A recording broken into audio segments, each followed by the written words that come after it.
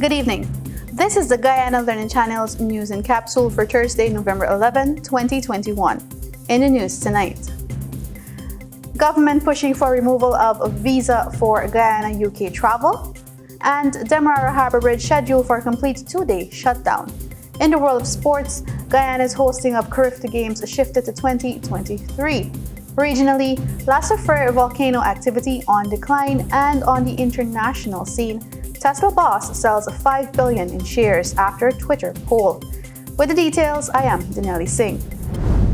With a delegation from the United Kingdom in Guyana to discuss bilateral trade opportunities, Foreign Affairs Minister Hugh Todd used the occasion of their meeting to push for, among other things, the removal of visa restrictions for Guyanese to travel to the UK. During the engagement, Todd highlighted that the political agenda of the government of Guyana and the United Kingdom aligns as both administrations firmly uphold the pillars of democracy, good governance, and transparency. He also informed the delegation that the government of Guyana is on a quest to create an environment that is conducive to business, as it recognizes the importance of ease of business in attracting investors to Guyana. The group was also made aware that Guyana's economy is set to undergo a transformation in terms of gross domestic product, or GDP, owing to the oil wealth. Despite these developments and Guyana being a part of the Commonwealth, a visa restriction is still in place for travel to the UK. Minister Todd emphasized the importance of the removal of visa restrictions to facilitate the travel of Guyanese to the UK to develop business relations. It was only last month that the Georgetown Chamber of Commerce and Industry (GCCI) had said it was lobbying for the return of visa-free travel to England, especially in light of the increased business activities which are slated to take place between the two nations. Additionally, they had pointed out that this is a privilege Guyanese once enjoyed. Their last advocacy was done on October 4 when the GCCI met with the British High Commissioner to Guyana, Jane Miller. This piece was extracted from iNews.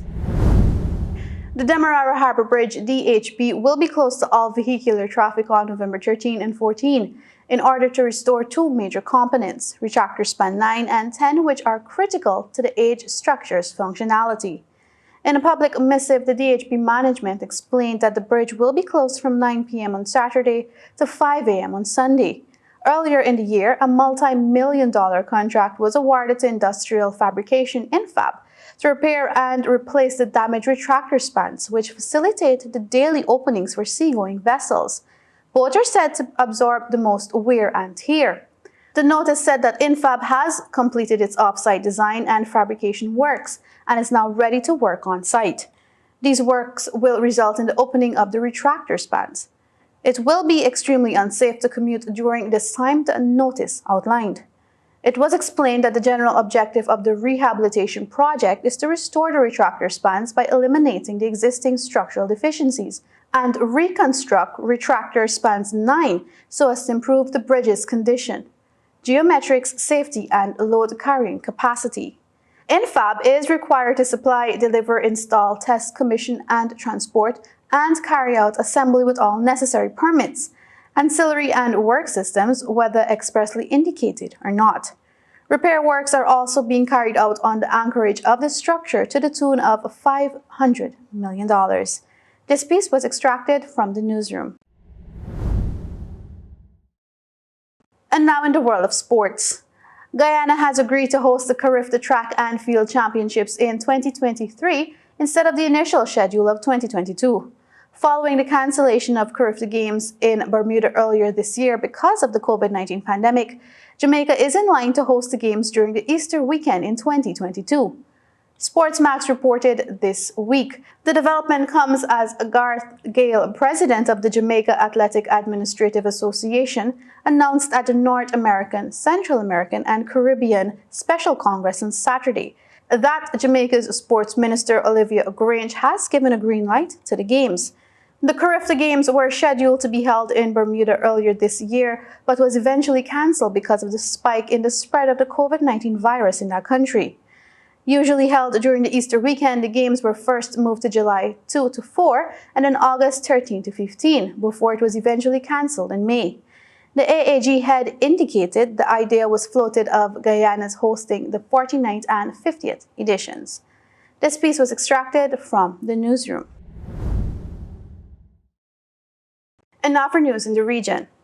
The University of the West Indies Seismic Research Center, in its latest update on the La Soufrière volcano in St. Vincent, says seismic activity has continued to decrease since a tremor associated with the explosion and ash venting on April 22. No lahars or debris flows have been recorded in the last week. UESRC says the current activity is consistent with a period of unrest after an eruption. This can continue for weeks to months. It notes while volcanic activity has been on a decline, there is a continued presence of near-surface hotspots, daily seismic activity, and persistent degassing. UESRC says there is a small but not insignificant possibility that magmatic activity might restart should there be an influx of new magma from depth. The volcano is at alert level yellow. This piece was extracted from Loop News Caribbean. And on the international scene, Tesla chief executive Elon Musk has sold around 5 billion of shares in the electric car maker. It comes days after he asked his 63 million Twitter followers whether he should sell 10% of his stake in Tesla. The company's shares fell by around 16% in 2 days after the poll came out in favor of him selling shares, before regaining some ground on Wednesday. Tesla is the world's most valuable car maker, with a stock market valuation of more than $1 trillion. Mr. Musk's trust sold around 3.6 million shares in Tesla, worth around $4 billion. He also sold another 934,000 shares for about $1.1 billion after exercising options to acquire nearly 2.2 million shares, according to filings with the U.S. stock market regulator. The documents show that the sale of about a fifth of the shares was made based on a pre-arranged trading plan set up in September, long before Mr. Musk's social media post at the weekend about selling some of his shares. However, the regulatory filing also showed that the sale of the remainder of the shares had not been scheduled.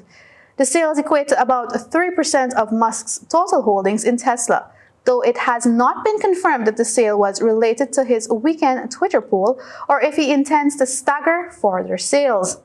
On Saturday, Mr. Musk posted a poll asking his followers to vote on whether he should sell part of his stake in Tesla to meet his tax obligations. The poll attracted more than 3.5 million votes, with nearly 58% voting in favor of the share sale. This piece was extracted from the BBC. With that, we've reached the end of today's broadcast. Be sure to join us again tomorrow right here on the Guyana Learning Channel for more educational news and updates. On behalf of the technical team, thanks for watching, and remember to stay safe, Guyana.